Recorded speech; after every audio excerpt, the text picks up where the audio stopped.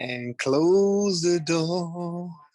You've been gone too long. Welcome and come on in. What's up, brother? What's up? Someone's happy to be back on IFL. I don't know what you're talking about. Johnny, do you mind going landscape, please? Yeah, perfect. Oh, man. Getting all technical with me again. That's it. That's all right. Do that. I look broader. Right, we're rolling, by the way. Do you know that? We're rolling. Oh, right. Okay, let's do it. This is Umar Ahmed for IFL TV, proudly sponsored by Everlast. I've just had Adam Smith on. I've now got Johnny Nelson on. This just feels like the old times. I know. You know what? It's so nice. And you know what? It's nice to be able to keep my show till everything in all the place. And so now it's time to rock and roll and do what we do best. Definitely time to start pushing these Sky shows, and what a start. Joshua Usyk on box office, and then you've got Chris Eubank Jr. the week after headlining. Not a bad start. Yeah, without a doubt. I've just been downstairs with Chris, and you know what? It's funny because I remember when Chris first came on the scene as a pro, and I suppose it's like Connor Ben. It's hard to accept them because they're from boxing royalty, as you'd say. You'd think these kids are born with a silver spoon in their mouth. So they've got to fight their way to get the respect of the fight fans as well as their fellow fighters. Now Chris is in a position where he's the one at the top of this tree, and the ones are behind him thinking, I want to be like him. I want to get to where he's got. I want the notoriety he's got. I want to achieve what he's got, or be in the same circle. He's matured. What is he? 31 years old now, and he's done well in regards to what he's done in his career. He's no longer the boy with a silver spoon in his mouth. He's a man that's on in touching distance of achieving something outstanding. Yes, he's done the right thing in taking himself over to Roy Jones. I think that's at the beginning of COVID, and because Chris is known for being fit, athletic, strong, and that's worked his way through. And it was like you would knock your head against a brick wall when it came to him adjusting his style to get the finer details, the sweet science of our sport. Now he's done that by going over to Roy Jones to sweeten him up, to tighten him up, and so it's nice to see. And how he talks, he said, "Look, I want to add that to my army because if I've got that, I'm unbeatable." Well, yeah, Chris has been promised a big fight, a big pay-per-view fight at the end of the year. So it's exciting times with Chris and Sky.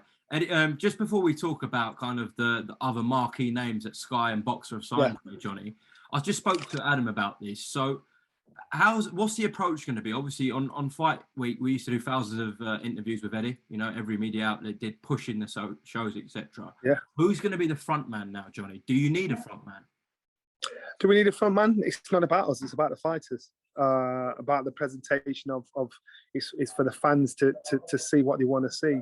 Yeah, the front man is it's a nice icing on the cake, but it's not about the front man. It's about the fighters. So whether the front man is, if there is a front man, I'm not aware of that. I don't know who's going to stand in the shoes of Eddie, and Eddie's shoes are pretty big shoes to stand in because the guy's on point. So again, it's back to grassroots, and the grassroots are do what we do best. We've been boxing for 30 years, and we've seen them all come and go, and we've been forever strong, and that's what we're doing again now. And the main ingredient is giving the fans what they want, which are fights. It's about the stars of the fighters, not the front man, not the backing dancers, and so. That I couldn't answer. I don't know how to roll out, but to me, as a fight fan, as an ex-fighter, I concern myself with the fights. And now you look at the roster that they've signed up, and I'm quite sure there's more going to sign up. These are the guys that probably had to kind of stand in the shadows of other fighters that were favourable to get the limelight. Fair dues, but now it's giving everybody a chance. So again, speaking as an ex-fighter, it's a great time to be a fighter because opportunities are there for everybody to rise to the top. Absolutely, it is all about the fighters. But just in case They are looking for a front man. Can they not get Mr. Nelson in? Oh hell no! Hell to the no! Remember, I might shout some outlandish, some outlandish lines, so I'll get myself sacked in a week. So I don't want that job. I'm good, man. Let me just be the backing dancer. So the other signings: Huey Fury, Savannah Marshall, Clarissa Shields. We know Josh Taylor's going to be on Sky Sports against Jack Cattrall, and a host of other names. It's a good start, a positive start. I tell you what I'm excited about, and of course, with being an ex-cruiserweight, that's what I'm going to go down. And Richard Riakporhe, I was speaking to him early on, and I actually thought he'd been injured all this time, and he had a few behind-the-scenes issues, and he's actually looking forward to having the opportunity to potentially, because remember, if you're on this platform, you remember you're going to be in that position where the cream can slowly rise to the top. So if you can do it, and the opportunities are there, then it's only for you to fail. And so Richard now is in a position he knows he's in a position that where he can grow and he can flourish, and the opportunities are there for him. So he's got to put his work in. I've always been a fan of Richard, and when he looks up around at people like Bill and Smith and Cole that have gone beyond now what he's doing, he's beating these guys. He's got to think to himself, you know what, I've been stood too long. So Savannah Marshall, I've seen this woman turn from a girl into a woman, and she knows her job inside out. I hear Clarissa Shields is kind of part of the roster now, so it makes a fight between those two more realistic and possible. Huey Fury, he's not managed to stamp his authority in the heavyweight division as yet. But these things take time. These things take maturity. These things take opportunity. So again, Huey Fury his chances there. And then Dubois, is it Caroline Dubois? Yeah. And I'm thinking she's such a nice girl, polite, respectful, quiet. I'm assuming like her brother. She's making her own path. And I'm interested to see how that journey goes. Josh Taylor, to me, he's the best of the bunch, without a doubt. He talks the talk and walks the walk. I don't see anybody out there in this division beating him. And I know they're talking about him fighting Jack Cattrall. And again, it's fights are fights, but I think Taylor is class. And it's hard for people and fans to actually, well, probably here in the UK, to give credit where credit's due. Some people think, oh, the American fighters are always the best, and it's not the case. And Josh Taylor's proved that. Don't mess with me, because I'll mess you up. So he's proved that he's king of the hill. Yeah, Anthony Joshua, Chris Eubank Jr., Josh Taylor, and a host more, all live on Sky Sports from end of September to December. October the 2nd, all the way through. And I'm quite sure there'll be more added to the roster. And of course, to me, I think it's just good. It's just good to be back in the swing of things. I've had a nice summer holiday, put it that way. Do you think Amir Khan v. Kell-Brook could be added to that roster? I don't know. You know what? Regardless, my conversation has been that fight will never happen.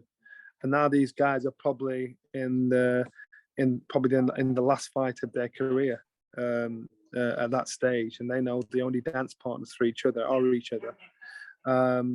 I just got sick of giving it the airtime because these guys, it just didn't happen. So I stopped frustrating myself. I stopped getting teased by them.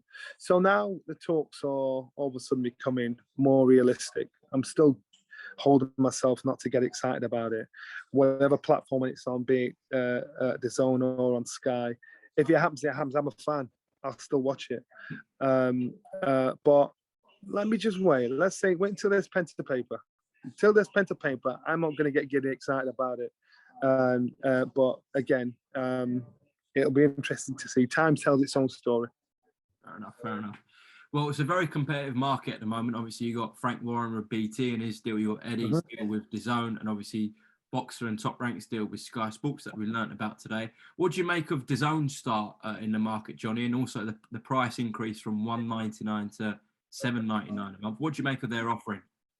Well, I'm a boxing fan, and I watch. You know, I'm a subscriber. I watch, and with me watching, I get what I pay for. So at the end of the day, I think Tony Bellew and Cody doing a cracking job. I think that side of it, you know, we're talking about that. We're talking about the fights. That's my concern. The business side of it is not my business. I ain't no corporate company.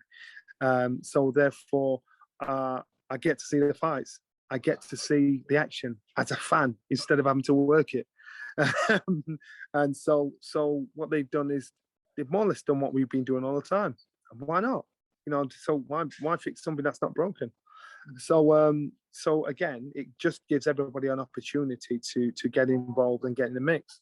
In regards to the price hike, you're going to get people complaining. People but it's a case of I think we're fortunate enough to have a platform where at Sky where we can cross promote.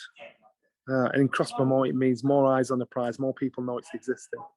I'm quite sure for now, a lot of the average Joe in the street, if you ask them who's Katie Taylor's next opponent, they struggle to give you the answer.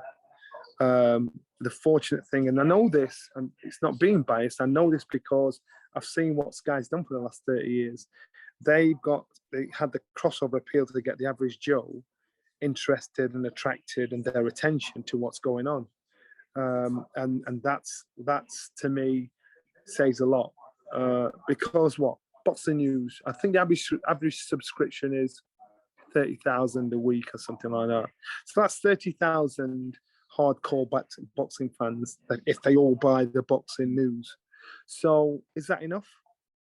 Are those numbers going to be enough to sustain something? So you've got to do something where you've got to grab the attention of people, and Eddie knows this, Sky know this, you know, it's a form that works. So you've got to have the platform for it. But as far as I'm concerned, as an ex-fighter, as a fan, as a pundit, as long as the fighters get the work, I don't care where they are. I don't care what platforms are on. As long as they get the work, get the opportunity, and get paid. And to me, that's the most important thing. I'm not bothered about what's happening in the boardroom. I'm bothered about having the opportunity to get in the ring because I've been on both sides of the fence in the who needs him club and top of the tree. So to me, my concern is the fighters. They are the ones that benefit more than anybody.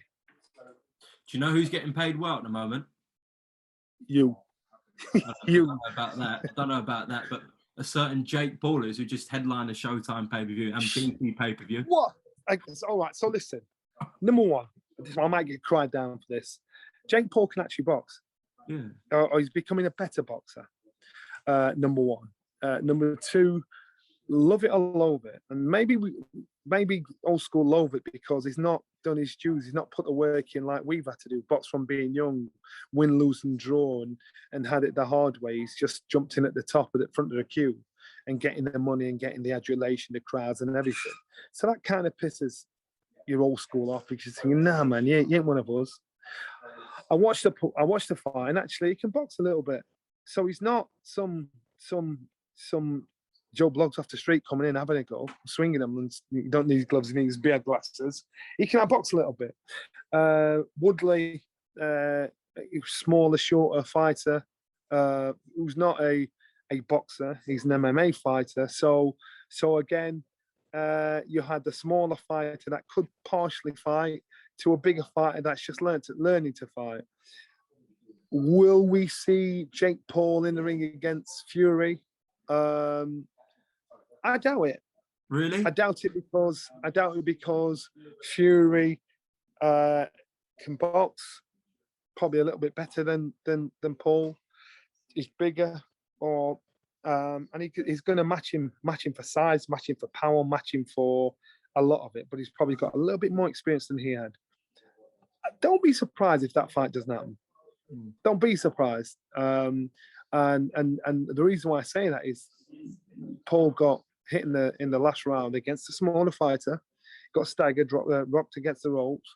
You could see he was a little tired towards the back end of the fight, and he might have had a reality check. He might have thought, you know what, I've just got 20 mil for this. I don't need this. Let me go and do something else now, play some games. But he can box. His level of boxing is limited, but that's going to take time. And it's boxing is not. It doesn't reward you great. You can train forever and a day to do a 4-round fight. You're thinking, is it worth it? I could do this in that time I've had to commit for this 4-round or 8-round fight.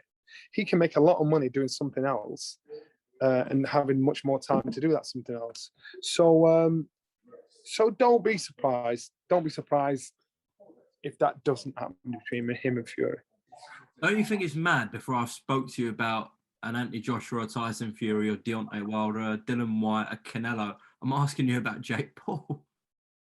Well, but at the end of the day, Jake Paul said something afterwards, and I had to agree with him, even though I didn't like it. He's actually got people talking about our sport. He's got our sports on the TV. He's got, you look at the audience there, he's had 4 fights. He got paid more than anybody. The eyes that are on that fight, would the eyes that watch that show, would they have had as many eyes on there if he wasn't there? No. So who benefits? The fight game. The fighters benefit. So again, to me, I'm all about the fighters, walking away, because our sport is littered with casualties of fighters being skinned, punch drunk, homeless, drunks, or getting to some dilemma when their career's over and they've been under the lights and entertained anybody and everybody. I like to hear the stories where fighters are coming out on top. They're coming out with some change in their pocket.